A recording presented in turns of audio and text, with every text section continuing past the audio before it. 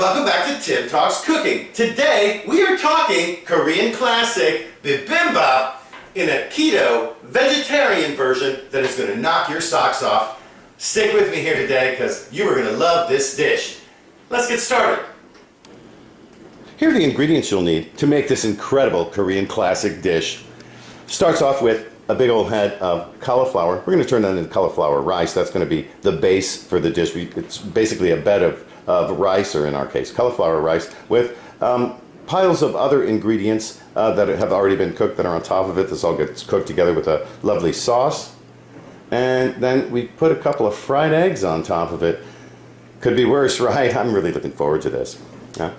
We're going to have some green beans. We're going to cut these up. I'll show you how exactly we're to cut these up. Here we've got some carrots we're going to julienne, some green onions. I'm going to probably use all of these actually. Handful of fresh mung bean sprouts.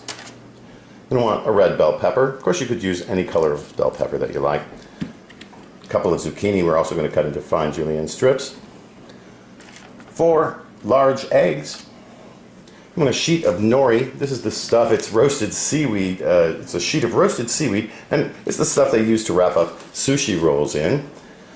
You're also going to want some sugar-free Asian chili paste, and I'm going to put a link up here on the screen so you can get to that recipe on my channel.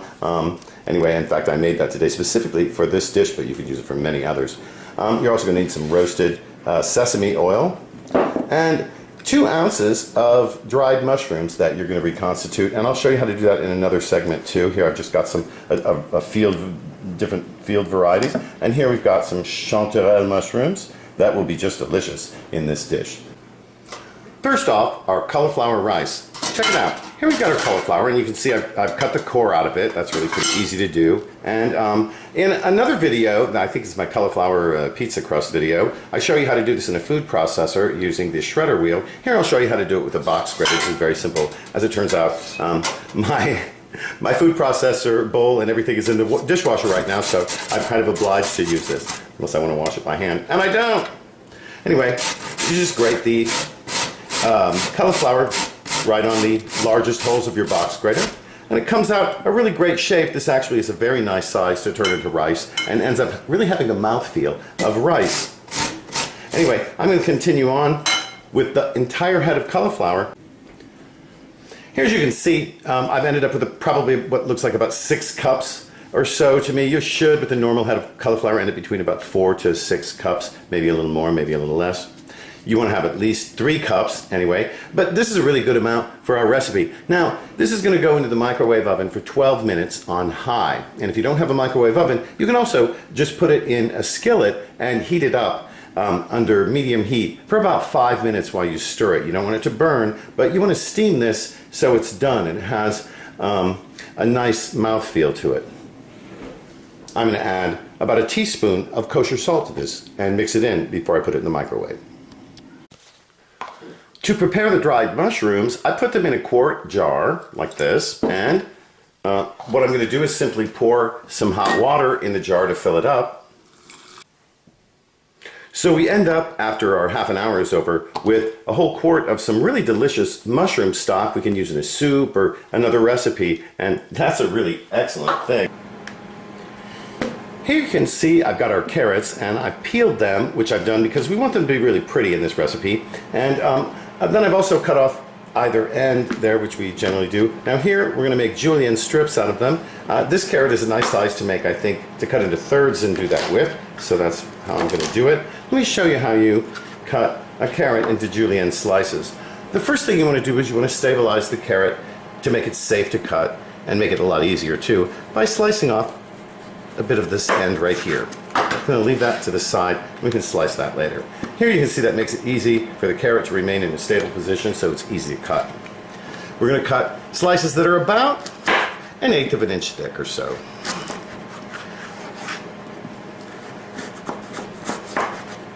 Just like that. And you see how these slices are more or less uniform, right? Okay, I'm going to discard that one as well, just to show you a little garlic skin or something. No, I think that may be a little piece of cauliflower. Anyway, we're going to slice them up, and then we're going to stack them like this and cut little matchsticks out of them.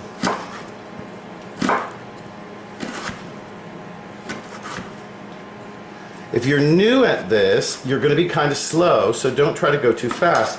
Here's what we end up with, these lovely little carrot matchsticks. I'm going to do that with the rest of my carrots, and then I'll show you how to do this with the zucchini, and then cut the green beans and the scallions. Okay, and here you can see our julienne carrots. Really very pretty, right? Now here we've got our zucchini. The procedure is very similar. I've washed it first, of course, like I did with all of my vegetables. I'm going to cut off both ends. And we want to make, I'm going to cut this in half to do this. I think that'll make the most attractive julienne here. A little long, that's all right. And I'm going to cut off just a little bit right here so we can stabilize it. Actually, this is what I did with the carrot pieces too. I don't need everything to be perfectly square. Some people get really fancy about this. I'm going to set those aside over there. Here we're going to cut in nice 1/8-inch slices or so.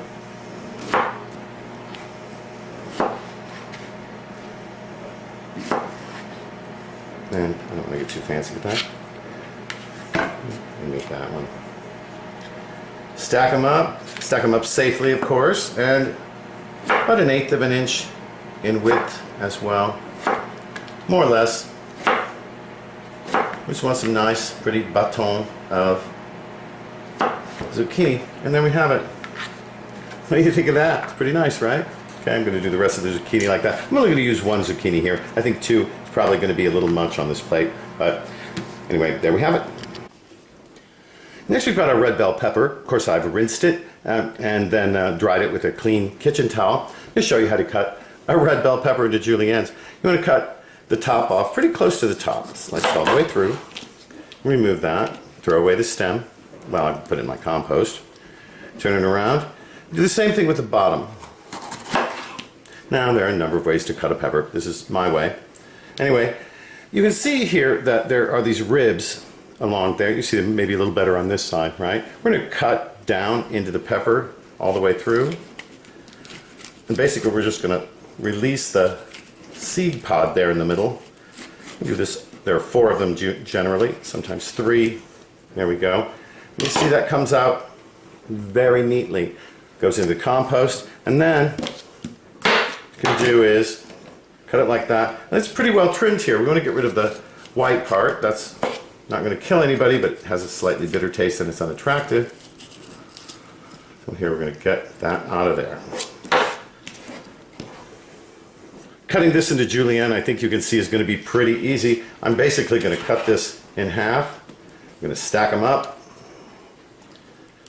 and cut 8-inch strips. Let me show you how to cut the green beans. Here, you notice with the green beans, many of them have a little stem attached at this end, and some of them have a little rough bit there, or even if they don't. We're going to line them up, kind of end to end. Makes it easy to cut off a number of these little top things together. Just put that aside. Now, to cut them for the dish, we want to cut them on a diagonal. We want about 1/2 inch diagonally sliced pieces, so like this. I've got a little pepper on my knife.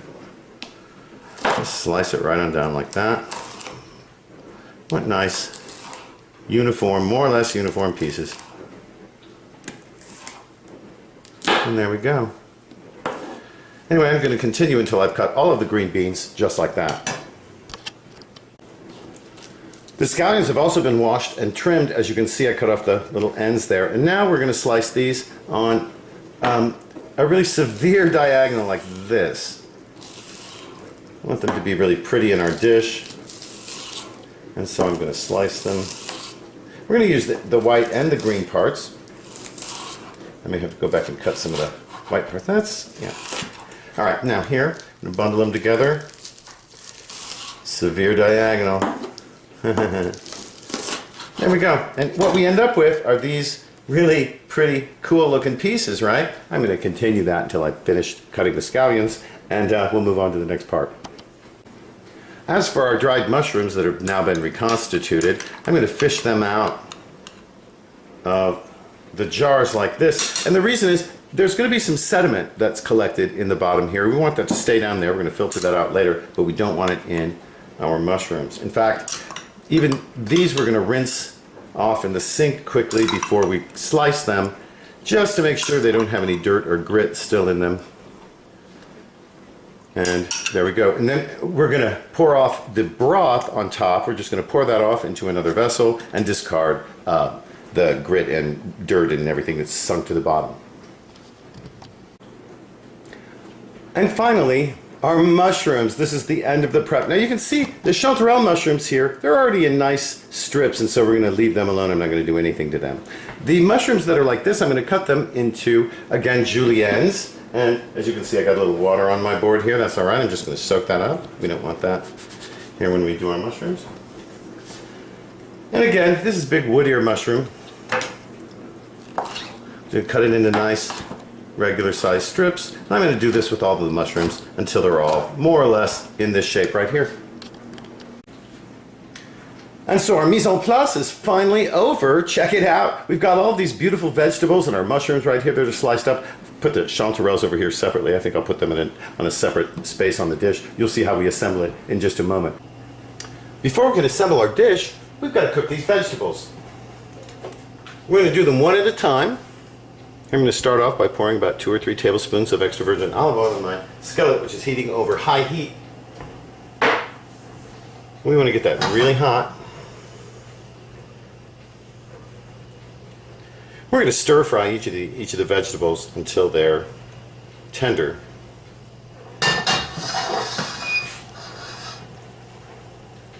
I'm going to start with our carrots. Let's see if our oil's hot enough. Well, that's not bad. Yeah, we've got a good sizzle going on there. Going to add our carrots. And we're going to basically saute these carrots for, I'm going to guess, 2 or 3 minutes, maybe 4. We'll taste them to make sure that they're tender. We want them to be sort of, have a little bite to them still when we're done here.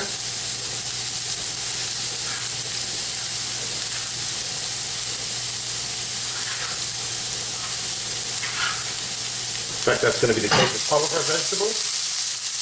We'll make sure they are all coated in the oil.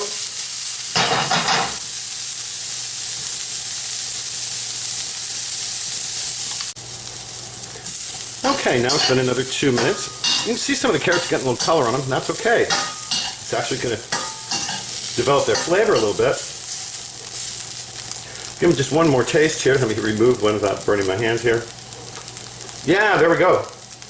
Crumb chewy. Got a little bit of a crunch, but it's nice and soft, and it's cooked. And that's what we want. We're going to remove these and move on to the green beans. Same skillet. Same oil. Just going to get them in there.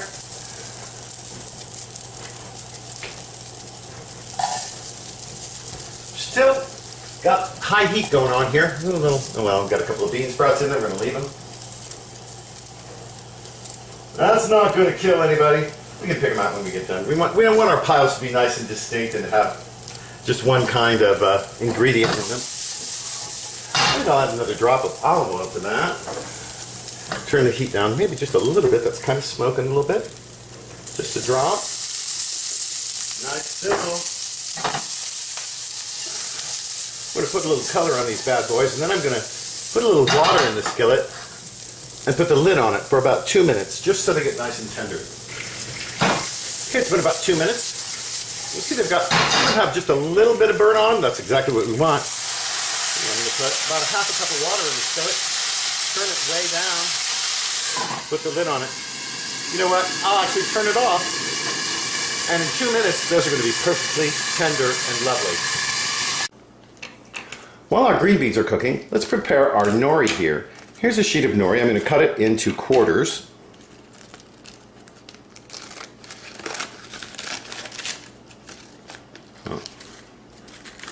Easy, cut it into quarters like that. Stack them up. Then I'm going to cut them into strips that are about 1/4 inch wide. Like that.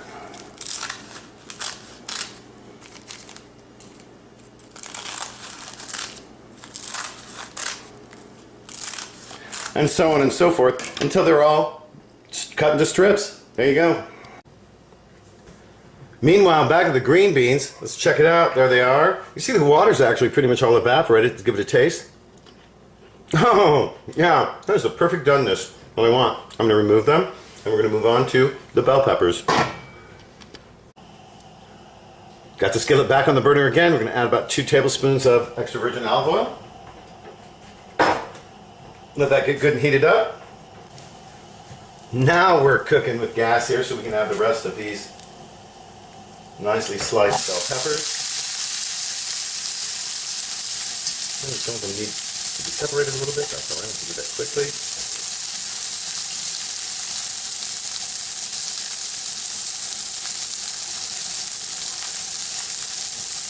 The rest of them.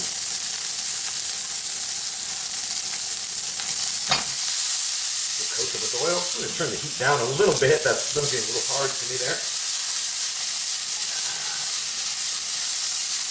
Let those go for probably, I'm thinking about 3 minutes, and we'll set them aside as well. We really don't want to cook all of the texture out of these. Right now it's been about 2 minutes. I'm going to give this a quick taste. I'm going to turn that off. That's good. We're going to set these aside and get to the zucchini. Okay, I've got some oil heating up. You can see my zucchini sizzling away there. Let's get the rest of it in the pan now. Nice little sizzle.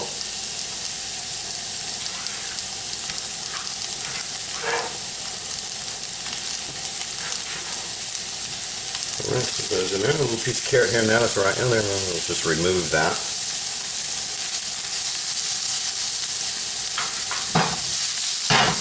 Another little piece right there. Got it out.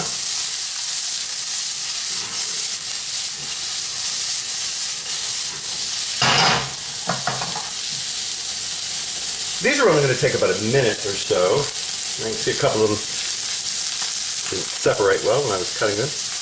Means I should pay better attention when I'm cutting, obviously. There we go. That's nice. We don't want them to become completely limp either. We just want to cook them a little bit. We're going to warm them through.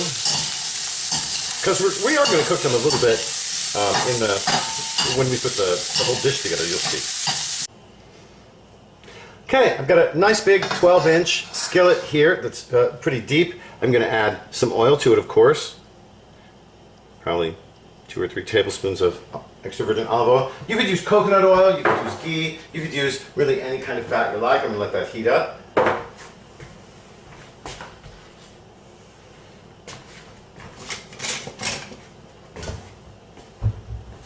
And on top of that, we're going to put our cauliflower rice. You hear that sizzle? That's just what we want. We're going to try to get kind of a little crust going on the bottom there. The old tasty brown crust. And we're just going to distribute this all around the pan. We're going to make a little bed for our vegetables. I'm going to turn this down now that we've got it sizzling away. And basically what we're going to do is put the other ingredients in here. We're just going to kind of arrange them around and make it pretty.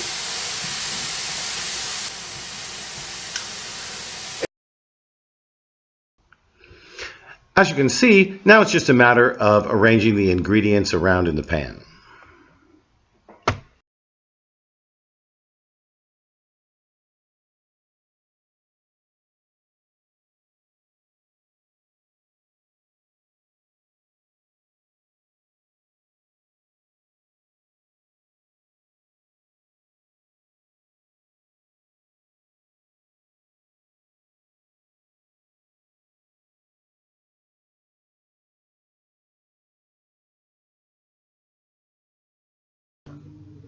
I'll finish arranging the vegetables and then I'll put the lid on and we'll steam them for 5 minutes.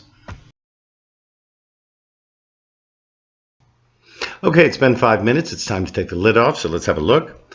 Great, and now we need to garnish it with some of that sugar-free Asian chili paste and some roasted sesame oil. Now, obviously, if you're a vegan, you're going to skip this step, but if you want to have an egg with this, you're going to do it like this. We're going to keep the pan over medium-low heat pretty much. I'm going to put a pat of butter in there. It's probably about a half a tablespoon of butter. I'm going to let that melt. And for this dish, I want to make it pretty, so I'm going to use my egg molds here. I'm Move that around the skillet a little bit.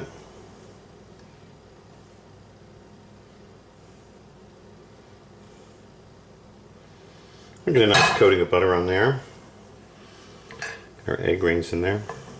Now these eggs, I want them to be a little runny in the middle. I want the yolk to be a little bit runny. And it's going to take us about 5 minutes to cook them. Just break an egg into each one, being careful not to break the yolk, because that's part of the pretty presentation. I'm only making 2 because there are only 2 of us here for lunch, and the leftovers, I'll make fresh fried eggs for those.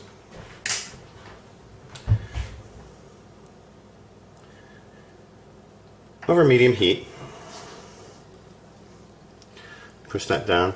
I'm going to let these go for 3 to 5 minutes. And I'm going to put the lid on as well. And there we go. And 5 minutes later, they're perfect. You can see they're just a little bit soft there. I'm going to turn them off, and now it's time to serve this dish up. Now, there are a couple ways to serve this dish. Now, I could have made these, arranged these in individual pots, and it would be lovely little servings like that. Here I'm going to stir everything together, including the rice, and I'm going to serve it all mixed up with that fried egg on top. And here's how it serves up. I'm going to garnish it with just a drizzle of some roasted sesame oil right there. And now, let's see how I did with my egg. Oh, good, perfect, look at that. Oh yeah, perfectly congealed egg. It's just a little bit runny. That's just great. I think it's time to give this a taste. Okay, let's give this a try here. I'm gonna get some of the egg with some of the mushroom and a bunch of the other stuff, man. This is just really, really lovely. Mmm. Mmm. Mmm. Oh yeah. Mmm. Now that is a great combination of vegetables. And what a great combination of flavors anyway. That sugar-free Asian chili paste with that roasted sesame oil. Oh my goodness, that is really wonderful. Anyway, listen, thanks for joining us here today on Tim Talks Cooking. Hope you like this dish, and I also hope that you'll like, share, comment, and of course, subscribe. Very important. We'll catch you next time on Tim Talks.